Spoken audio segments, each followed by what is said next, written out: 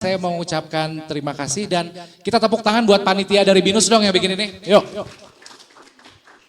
Apalagi generasi kita semakin global dan keberagaman itu ada di mana-mana.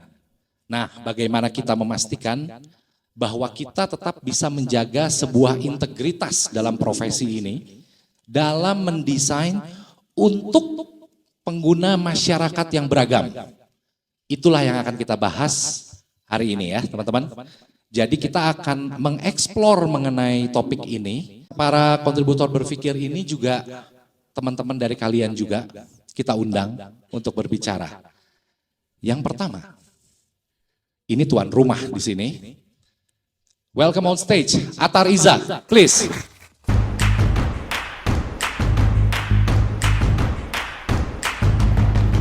Yasmin Bahtiar, welcome on stage. Welcome on stage, Cika Laksa.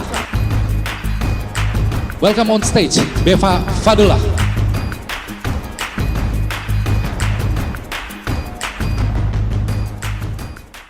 Jadi selama beberapa jam ke depan, Mind Talks akan mengisi ruang visual dan ruang dengar Anda.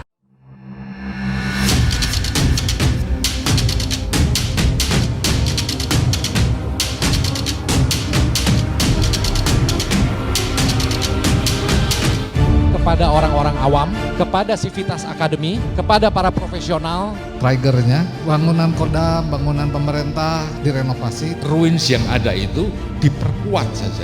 Lah ya itu saya nggak tahu, tapi kan intinya titik temunya dicari lah. Mereka memang cirinya Gen Z itu komunal, kolaboratif. Dengan era digital ini kita langsung bisa mengiklankan ke seluruh Indonesia.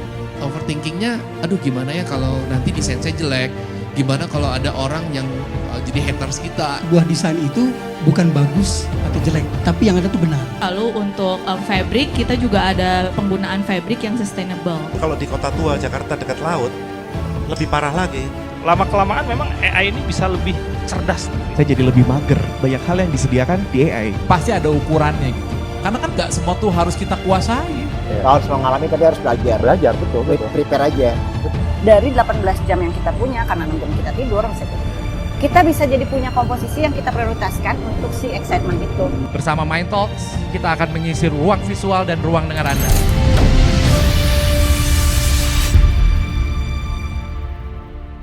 Integritas dalam keberagaman di bidang desain dan arsitektur, desain interior dan lain-lain ini memastikan bahwa kita mendesain dengan mempertimbangkan terhadap kebutuhan semua lapisan masyarakat tanpa membiarkan bias pribadi untuk menghalangi.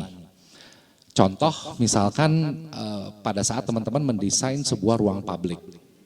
Kan kita harus mastiin nih, ya kan, bahwa tempat tersebut inklusif untuk semua orang. Betul. Baik itu dari segi aksesibilitas, budaya maupun fungsi. Perspektif kalian dong terhadap hal itu. Halo semuanya, kayaknya udah kenal lihat aku di sini. Yang di YouTube belum bro. Nanti. Oh, hai YouTube. Itulah. Oke, perkenalkan nama aku Atar. Aku di sini baru lulus kemarin, mahasiswa Interior Design BINUS Bandung tahun 2024. Udah wisuda? Belum. Udah yudisium? Harusnya udah. Tepuk tangan dulu dong, udah lulus, yes. Ya, terima kasih. I think mungkin untuk kita apalagi desainer muda diharapkannya lebih peka dengan isu yang dekat dengan sekitar siapa in public gitu, in public setting. Misalnya kita jalan-jalan ke taman kota gitu ya, kita ngelihat sebuah toilet publik gitu. Kita sebenarnya udah pernah ngebahas sebelumnya sama Beva juga gitu tentang masalah obrolan tentang sarana publik gitu ya. Misalnya dari toilet, kenapa sih impresinya gitu toilet publik yang dibuat itu dingy bahasanya kayak kelam itu. Kenapa ya? Kayak orang-orang gitu ya. malas datangnya. Meanwhile itu adalah sarana yang diperlukan gitu, karena ya, ngelihat lagi Riverbank masih banyak homeless di sana gitu, atau misalnya orang berkegiatan di taman gitu, dimana sebenarnya kan teman-teman apalagi di Bandung ya, udah memadai gitu ya. Tapi yang sangat disayangkan itunya aja sih yang mungkin dilihat dan mungkin empati tersebut harus diterapkan gitu ya untuk masing-masing kita gitu. Lebih peka gitu mungkin. Emang lu ngelihat banyak apa tadi toilet umum yang tidak pada tempatnya atau maintenance-nya tidak pada ininya gitu? Sebetulnya mungkin yang dilihat tuh impresinya sih. Mungkin impresi akan suatu blok tempat yang out of nowhere di mana sebenarnya sisanya tuh lingkungan lepas gitu bebas. Terus tiba-tiba ada satu kotak ngejempluk. Suram. Ngerti gua. Iya, gua ngerti. Jadi sering kan kita datang, betul. Gue juga jadi ingat satu taman. Gue gak mau ngomong lah ya taman mana ya. Banyak lah ya di Bandung. Di Bandung banyak lah. Nanti aja kita kasih pesan ke wali kota terpilih lah. Ya, catatan untuk wali kota. Ya. Sering kita lihat taman bagus atau ya dengan alami tumbuh, taunya tiba-tiba ada betul seonggok, terus kita yang udah keburu ngejudge nggak sih? Kalau anjir nih kayaknya jorok deh, nggak, udah gue buang air tempat lain aja. Ada kafe nggak ya deket sini atau ada ini, gitu nggak sih? Benar. Sebenarnya ya kalau soal itu kayak gue sendiri juga kayak sering mikir kalau kita jalan-jalan di Bandung tuh banyak banget taman yang kayak banyak banget lah jenis taman, pohon-pohon, terus ada kayak ayunan-ayunan gitu kan pokoknya. Tapi in daily use-nya itu gak pernah dipakai, kayak kosong aja, terus kalau malam pun gelap kan, gak ada lampu, gak ada apa, dan konotasinya jadinya itu kayak orang-orang kayak itu mah tempat-tempat yang jelek-jelek lah kayak gitu kan. Bisa dibilang kayak dead space ya. Yes, itu banyak banget. Nah, padahal yang aku pelajari nih setelah aku ngobrol, ternyata untuk rehabilitasi atau revitalisasi sebuah taman yang ukurannya paling itu berapa sih? 50 sampai 60 meter persegi itu tuh bisa ngabisin dana tuh 80 sampai 150 juta. Itu baru revitalisasinya doang, belum maintenance-nya, dan itu tuh banyak banget ngabisin istilahnya uang kita, which is rakyat itu, dan itu tuh pada aslinya nggak dipakai, maksudnya nggak ada manfaat kan ya, apa ya? Mungkin kayaknya perlu adanya kontribusi dari desainer juga, gimana konsepin dengan budgeting yang ada, dibuat impresi agar tempat-tempat public restroom itu nggak menyeramkan dan konotasinya jadi tempat untuk orang jorok-jorok di publik. Nah, tahu lah ya beritanya. Mungkin cerita sedikit juga ya. Maksudnya kenapa ngomongin soal integrity in university. Bro, sedikit dong cerita sekarang aktivitas lu apa setelah lulus. Oke. Sedikit aja dulu tadi. Ya. Cikal tadi belum. Oke. Sekarang tuh kegiatannya sehari-hari pastinya lagi ngerjain project sendiri, kebetulan lagi nge-freelance lah. Oke. Gitu. Selain itu juga aktif buat ngebenahin komunitas-komunitas gitulah. Gitu. So you start your own business? Yep, betul. And the same time lo mencoba mendevelop satu komunitas community. Apa ininya, warnanya? Warna komunitasnya ya, sebetulnya komunitas buat teman-teman terdekat aja sih.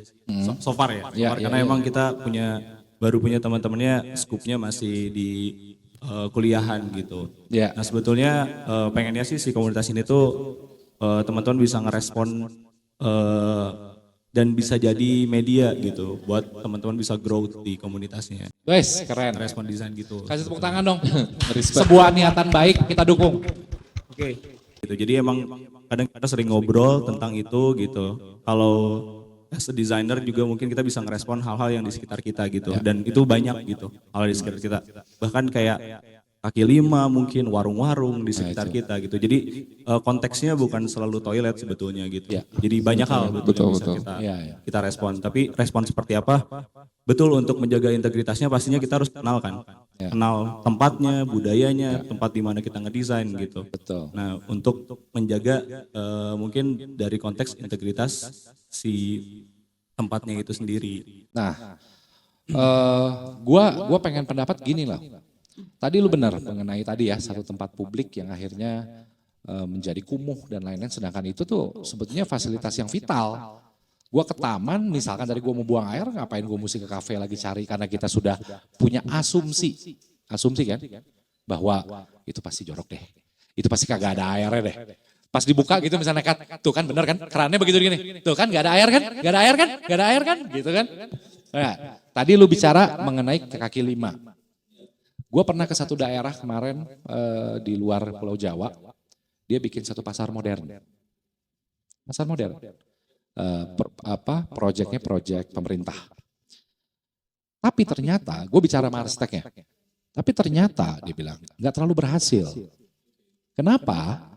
Karena pedagang-pedagangnya kan berarti masuk situ. Mereka keluar lagi di pinggir jalan.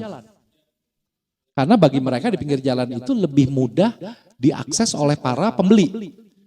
Berarti ada kultur budaya dari masyarakat itu yang masih menginginkan aksesnya yang semudah-mudahnya.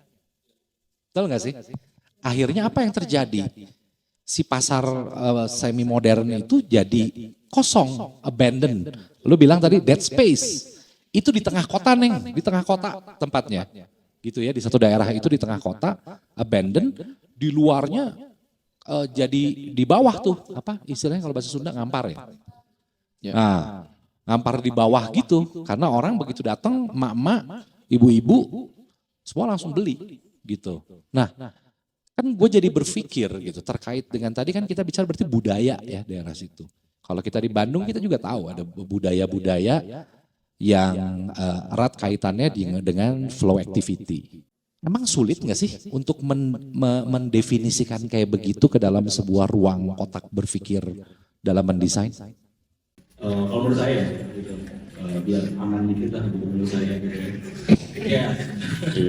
Jadi kayak mendesain sesuatu itu tuh jangan terfokus sama bagus atau enggaknya, looknya beauty apa enggak. Yang harus kita pahami dari mendesain itu adalah si problemnya itu apa gitu. Konteksnya adalah pasar gitu. Problem dari pasar ini apa gitu. Apa yang terjadi di pasar ini? Apakah jeleknya pasar ini kan gitu. Karena kalau bisa dibilang kalau ngobrolnya jelek itu kan bahasa visual banget, dan kalau bahasa visual semua orang punya preferensi masing-masing gitu.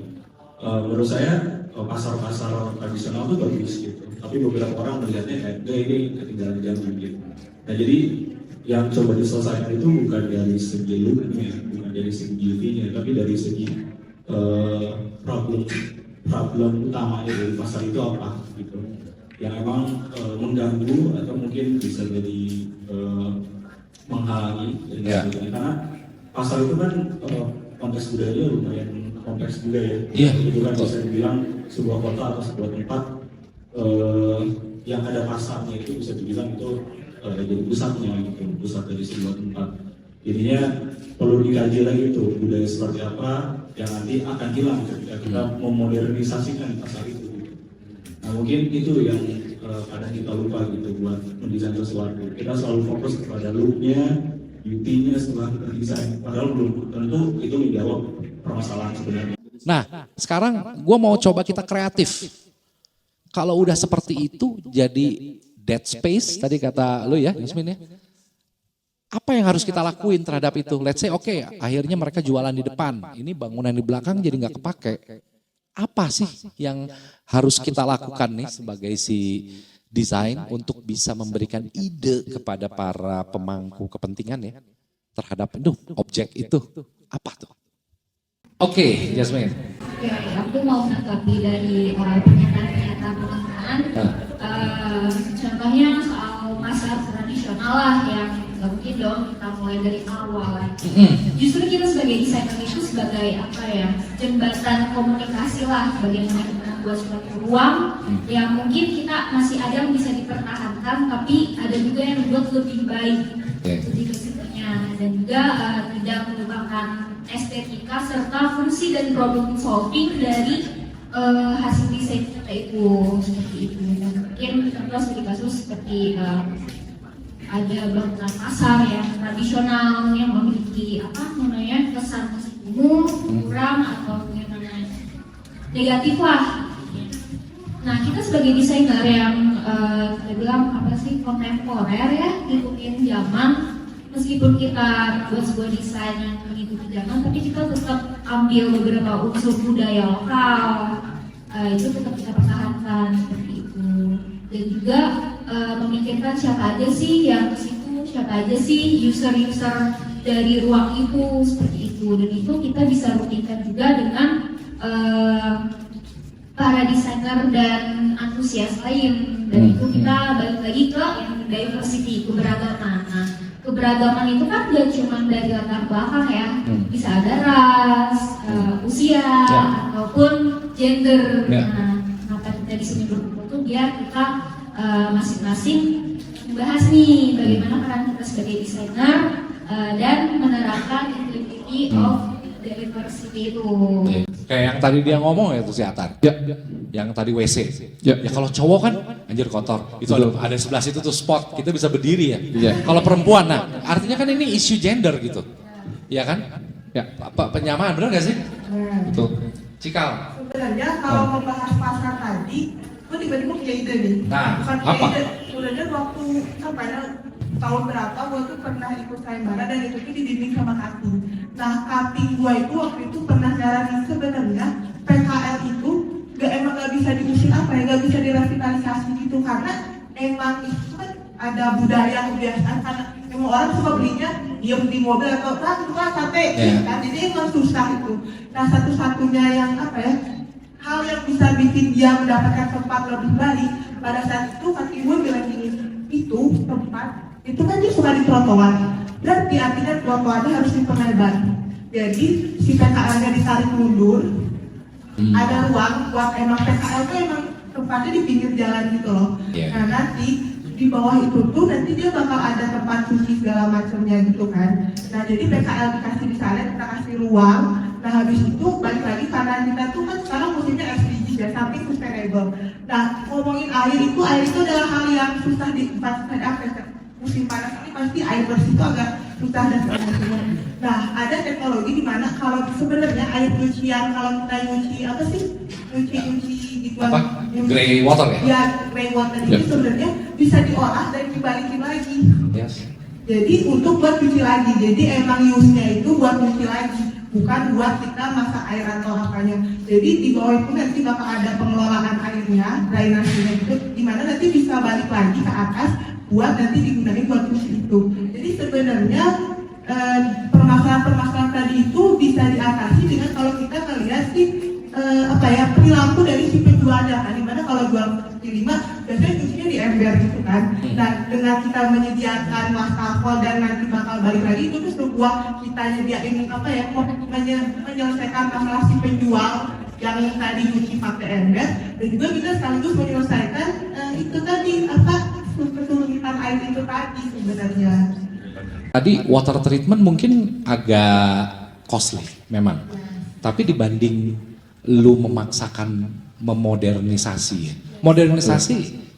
satu sisi mungkin baik kali ya, tapi satu sisi apakah siap dengan tahapan lompatan tinggi? Kayaknya emang kita harus lihatnya dua sisi, apa yang mau kita kejar dulu gitu.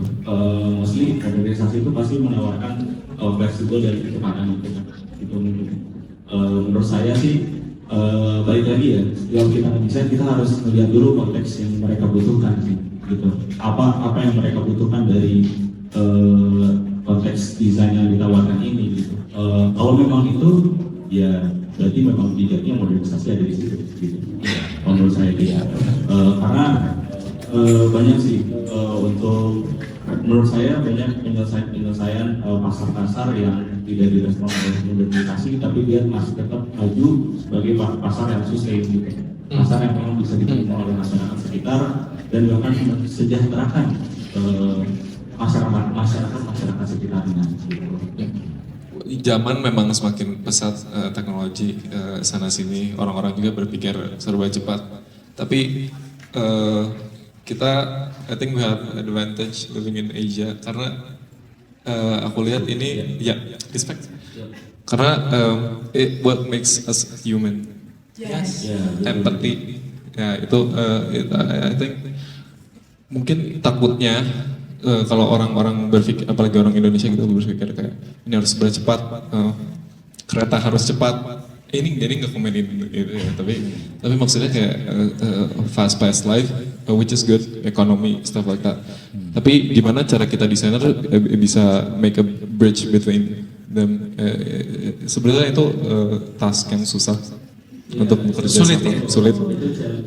Again, with the stakeholders sekarang. It's completely fine, kayak mungkin problematika tentang PKL, so like that, diatasi oleh pemerintah, maksudnya dipindahin ke dalam atau gimana? I don't know, just like, menurut saya kayak ini hidup gitu. Itu selalu kayak melanggar peraturan, I don't know, but like. Jadi yang paling penting itu, gitu, kalau menurut saya gitu. Bagaimana kita ngerespon, betul bisa juga kita lihat bahwa kayaknya holistic dan something yang more eastern gitu, caranya gitu itu lebih bisa diterima oleh budaya kita, oleh orang-orang kita, oleh pengguna ya. Betul gitu. Modernis itu, tapi nggak bisa pungkiri juga gimana konteks si permasalahannya dari setiap project gitu. Ya itu penting bagaimana cara kita merespon dan kita paham apa yang kita respon gitu. Jangan cuma kita melihat bahwa sesuatu desain itu kita respon dan dia harus selalu bagus. Dengan konteks desain itu harus baik bentuknya seperti ini, trennya seperti ini gitu. Nah maksudnya saya harap sih caranya nggak begitu gitu. Jadi cara kita merespon tuh bisa beda-beda gitu. Ini gue suka deh. Tagline dia bahwa desainer itu harus merespon, ya. Gini, gue banyak berpergian ke beberapa daerah di luar Jawa lah, ya.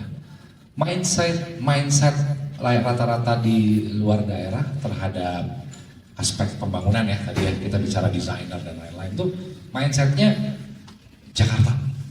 Gue pengen bikin sesuatu di Jakarta. Setuju nggak teman-teman? Ya. Jasmine asal dari mana? Dari Kalimantan Tengah. Tepuk tangan dong, dia jauh-jauh ke Bandung untuk menggapai cita-citanya nih. Nah, ini gue banyak ketemu di sana. Contoh tadi satu daerah di luar. Itu apa yang terjadi di sana tuh akhirnya apa-apa user tuh pada saat di feeding sesuatu yang berbau metropolitan. Saya nggak mau bicara Jakarta lah, kesannya salah banget Jakarta, kagak ada salah apa-apa aja ya, ya kan? Pada saat seorang desainer di sana memfeeding user dengan ke metropolitannya dan akhirnya itu tidak fit in, apa yang terjadi? Budaya di tempatnya Jasmine atau budaya di tempatnya Cikal by the way dari Bali. Ini ngomong-ngomong yang bicara di sini aja udah diversity guys.